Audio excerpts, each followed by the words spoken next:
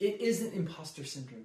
To my TGNC family and our allies, when you're in a phase where life is objectively improving, but your nervous system hasn't caught up yet, and you're showing up to life in an authentic way that you didn't a few months or years ago, from the outside, this looks like momentum.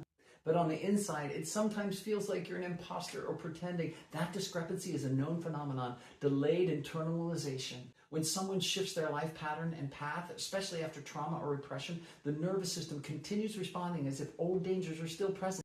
Regardless how many good things happen externally, the internal alarm doesn't stop until you reach long stretches of predictability and safety.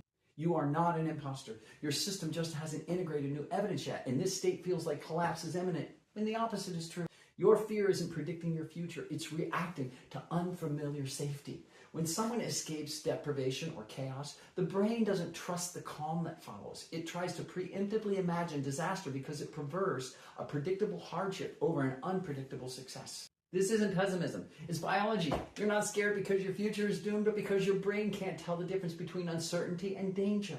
Your mind isn't showing you the truth of where you're heading, it's echoing the residue of where you've been. That's why love or financial recovery feels unrealistic. Transition feels unreachable. Dysphoria feels like brain static that'll never stop. These fears aren't a forecast, they're a withdrawal system from your old life. Your fear of aging, scarcity, and last chances is also a protective distortion, not a truth. When resources are low, the mind scans for loss and it exaggerates threats. It invents finalities. People in this state believe they missed the last good relationship, the last good opportunity. They believe decline is around the corner. They imagine the world is shrinking and their relevance is fading.